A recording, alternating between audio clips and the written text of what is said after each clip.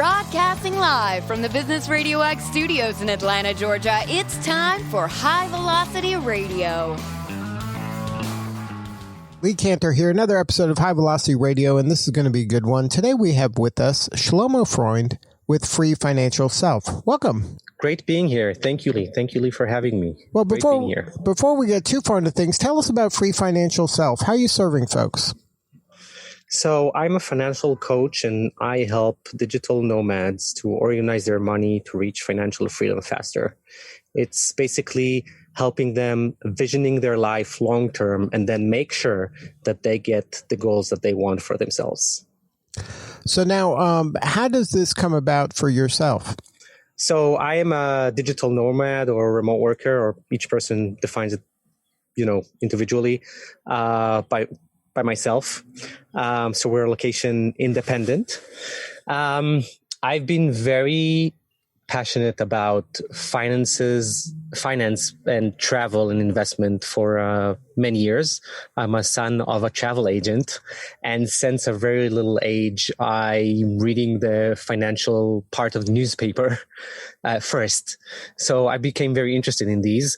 And about jumping fast forward 3 years ago, I have another company in China, and my partner decided that he's going to be the one managing it. So I had the chance of opening my passion company and helping people achieve those things and build what they want for themselves, their desired lifestyle. So there is a lot of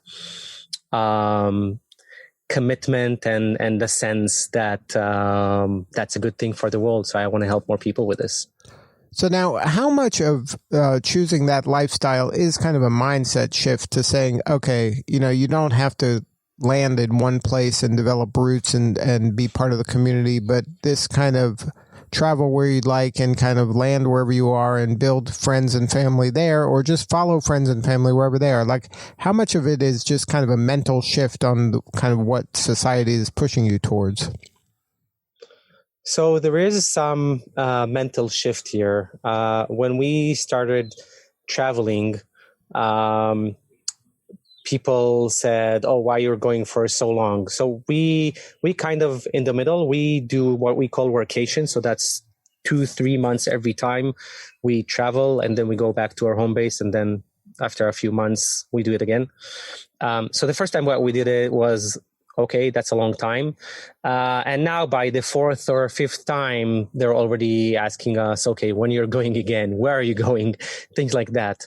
But it, and also among our community or people we know, we kind of a little off or weird, not weird in like, behavior, but just our lifestyle is not very common, of course. Now, so what does kind of a year look like? Is every year look the same? Like you go back to a home base, you travel for a month or two, go back to home base, travel for a month or two. Is that a typical rhythm of a year, or it could be, never come back to a home base for 5 years? Like, how has it kind of mapped out for you so far? So we lived in China for 3 years, but that was more of, live and not so much of a location independent. That was more of an expat lifestyle. But now it's more of usually once a year. It's those a few months, and then whenever we get the next chance, if it's two times a year, great, then we do that. Now with COVID, unfortunately, we're in Israel at home, and we're not doing that right now, of course. So it's more complicated. Right. So now you're kind of having a more traditional life, living in one place for an extended period of time. To that extent, yes, but we still both work remotely. We work from home then, and we're homeschool our daughter. So it's kind of, it will still be the same, day to day, even when we are traveling, because it will be, again, homeschooling and being with a family in a place and kind of live there. You get the living experience. It's not about traveling and sightseeing. It's about living a place, getting to know it. So you're staying for an extended amount of time in one place and really experience it. So now, as part of this strategy, do you have like kind of a permanent home base that you own a home somewhere and then you're coming back to and then maybe rent it out while you're not there? Or is this something that you never have a permanent home and you're just kind of bouncing from location to location? So up to a few years ago, we rented out, and now we somehow have a home. We built a yurt, and we do rent it out when we are traveling. So that's, of course, help funding the traveling too.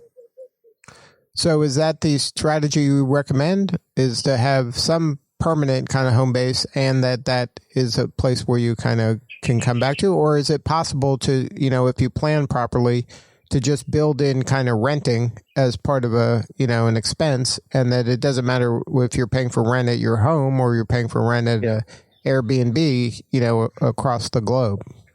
So, of course, it makes it easier when you're covering your rent somewhere around the globe with something that you have, but it's not necessarily that you have to have it. Some places around the world are very affordable to stay, especially for people who come from developed countries. So you can still prepare and plan for that. It's not that you have to. It just makes life easier, of course. So now, what should a person or a family budget for kind of living expenses if they are going to choose this kind of lifestyle? Wow, that's a good one. It's so dependent on where they're going. I can tell you about that we lived in Thailand, 3 people under $1,000 a month. So that was, parents and 1 child. And I can tell you about another trip where we had 2 months in Portugal, where we had basically it almost all covered up with different things. We had an Airbnb. My wife had a retreat with our company in Portugal, so they paid for a ticket. It was the whole thing, and basically 2 months cost probably no more than $200 or $300 for, again, 3 people. So you can do these kind of things. Of course, if you want, I spoke with a friend the other day, and she was planning a trip to Thailand and Southeast Asia and that area, and she planned a whole lot more than what we spended. And I told her, it's kind of too much unless you really want, 5-star straight on for a year or for 3 months, whatever period. But that was, crazy. So it really depends what you're aiming for, basically. Now, for somebody who's new to this lifestyle, is there kind of a way to ease into it, to test the waters, to see if this is something that's going to be a fit? Yes, of course. You don't have... So many people, hearing the word digital nomads and then but I want to have a base. It's like, that's legit and that's okay. So it's either you're becoming a slow mad, so you're not moving every week or every few days. You can move every 3, 4, 6 months from one place to another, or you can do like we do, kind of home base then back. Just try it out, and you don't have to start with 2-3 months. You can start with shorter. The only thing is that the longer you go, the cheaper it gets, because you anyway paid for a flight ticket. And once you also going as local as you can, it's also get cheaper because where are the best places, more affordable places. So it's a matter of trade-offs there. Now, is part of the strategy also to leverage kind of these Airbnbs where, like, when you go there, you don't have to carry pots and pans and cooking and all this stuff, that some of this stuff is already built in, that kind of overhead is already built into where you're staying? Or do you stay in like extended stay hotels? Most of them, actually, I think all of them have everything that you don't need to carry that around. And if something is missing, then you go and buy a frying pan in the market. But it rarely happens, really. So you're just carrying with you kind of your laptop, your computer stuff, your work stuff, and then clothing and just your normal stuff that you would like if you were going on vacation, but it just, instead of a week, it's 3 months. Yes, it's basically the same bag for whatever period that is. It's the same thing. So now, if somebody's considering going down this path or exploring it a little bit, how do you organize your finances to be able to pull this off? So the thing is this, I'm always looking at long-term. What's your desired lifestyle or your vision, really long-term? Think 20, 30 years from now. And I'm saying this because it's hard to think for people to think this way. This is what I find from my experience. So when you're looking at your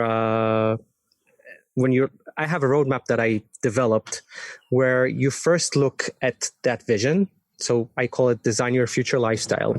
And then you're breaking backwards what you need to do today to reach those lifestyles. So if you plan to have a trip every year, as example, for 2 to 3 months, you put that on that budget and you add in the trip next year, but you also add in the trip for 10 years from now.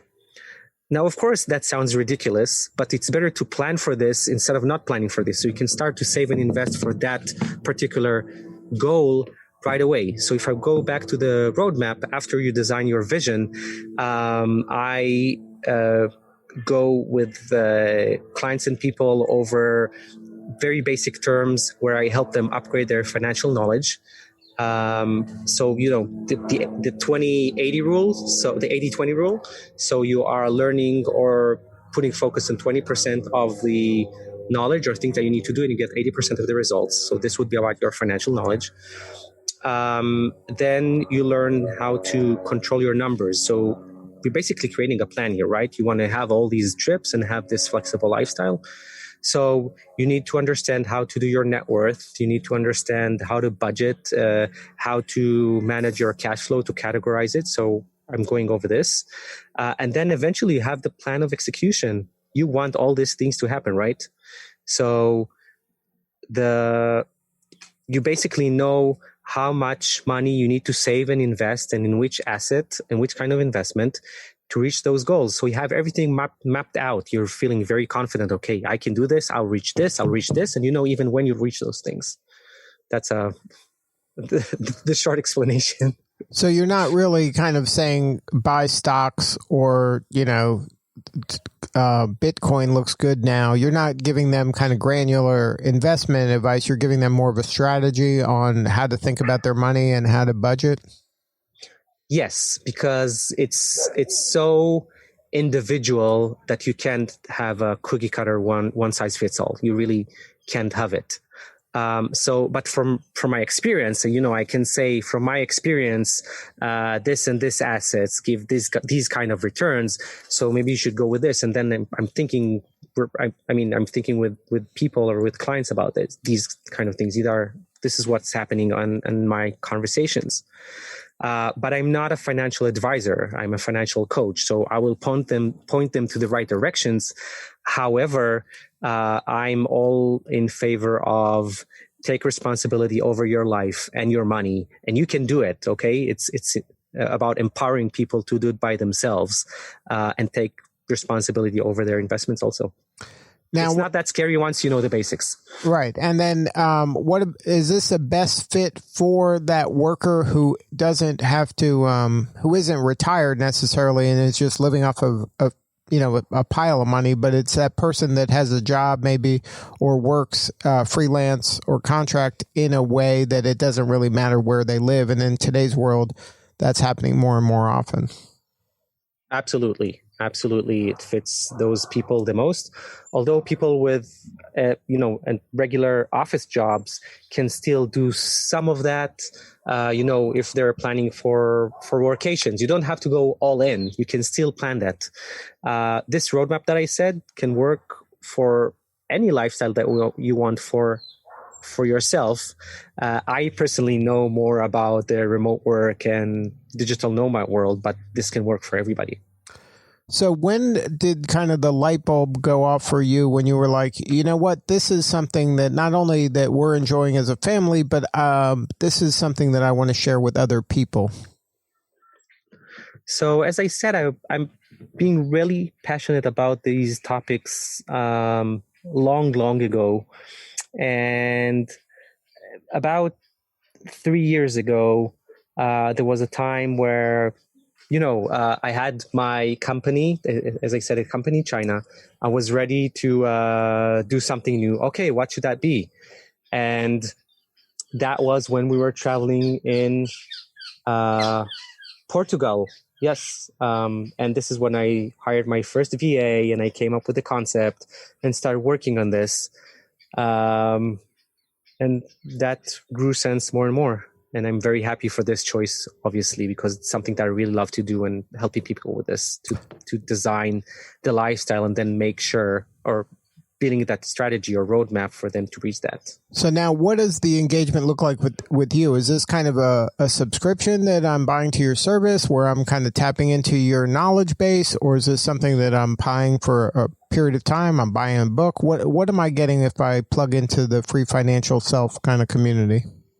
So it's a program that I run. And it depends on how much time you want to commit. And I have the programs from 3 days to 1 year. So people can choose whatever fits them. The 1 year is more of an ongoing intensive part at the beginning, and then ongoing tracking, really take somebody by hand and showing them everything they need to do. And I make sure that they're on plan. I have a medium one where it's more of just the intensive part, and then the tracking and ongoing they can do by themselves. The super fast one, which is the 3 day one, is like, we do the program, you get everything you need, and now you have all the information you need. So you can go and execute that plan.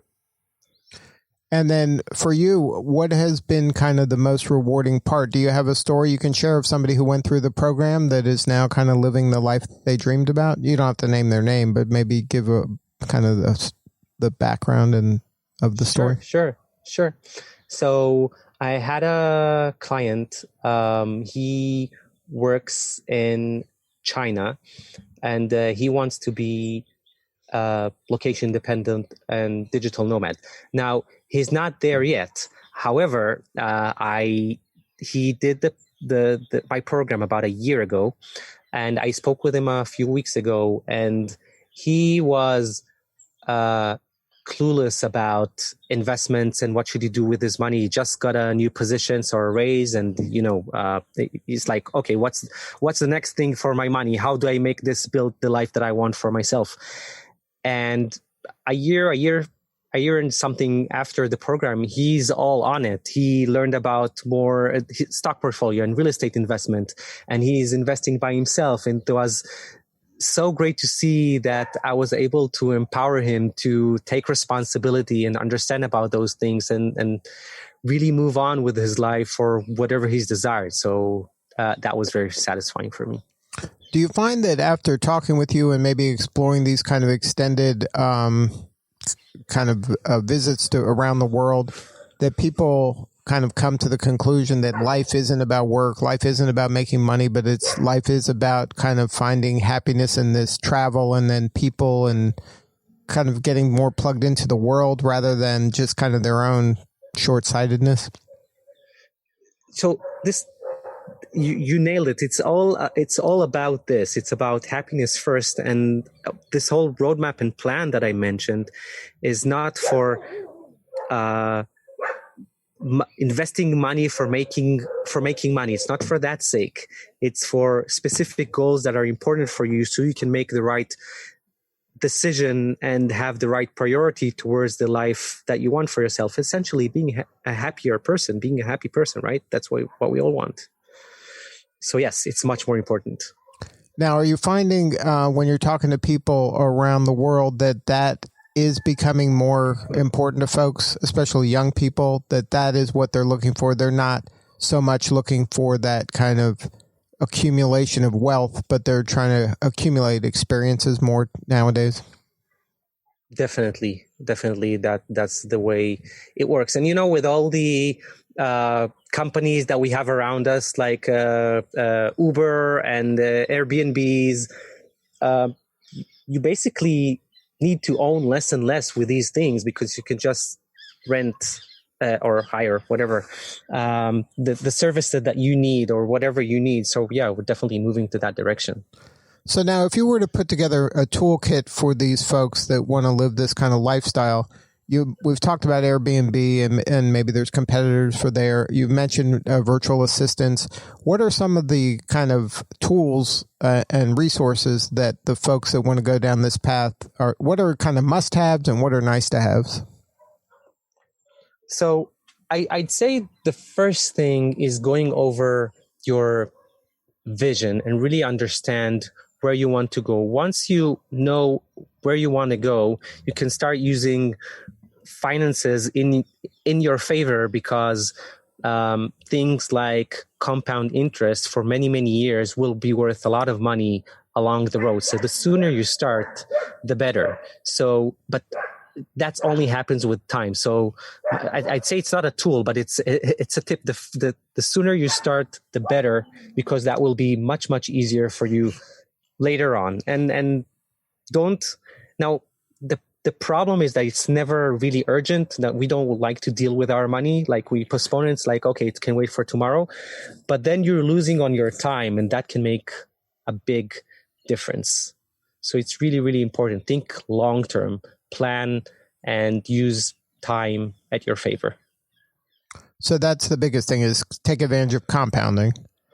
What about other resources? Yes. Like, so do you have to be a ninja at Airbnb? You got to be a ninja at hiring, using Fiverr or Upwork or one of these VA programs? No, not at all. Every person build their own life. I also support and highly recommend tracking your finances and your net worth. I do this every month. I publish this on my on social media, if it goes up or down. This is how you know if you're doing, if the way that you're managing it is really working or not. Okay, if it's consistently going up, even though you have some months that are down, you still know that you're in the right direction. So that gives a lot of confidence. So tracking your net worth is something highly recommended. It really makes a difference to know where you are. Now, you move on from there. Is there a minimum amount of money you have to pull this off, or is should you save up $100,000 first before you begin, or is this something you can start at any kind of point you are in the socioeconomic scale? So it depends what you want for yourself. That's about the vision. If you want to live in if you want to move to Thailand, it will be very, very cheap, and maybe you can do it now. If you want to, I don't know, another example. But if you want to go retirement in New York City, it'll be more. And that will be very expensive. So you just have to choose kind of the part of the world, and then just budget, kind of research what that is, and then just kind of build your plan along those lines. Exactly. Well, thank you so much for sharing your story. If somebody wants to get a hold of you or connect with you and your community, what's the website? The website is freefinancialself.com, and I prepared special giveaway for the listeners. Okay. So I spoke about the importance of net worth, of calculating your net worth. So I have a special Google sheet with a link that you can download and do it yourself monthly. I have all my clients do it, and that's on freefinancialself.com/HVR. Great. Well, thank you again for being so generous and sharing your story today. You're doing important work, and we appreciate you. Thank you very much, Lee. It was a pleasure being here. Thank you. All right. This is Lee Cantor. We will see you all next time on High Velocity Radio.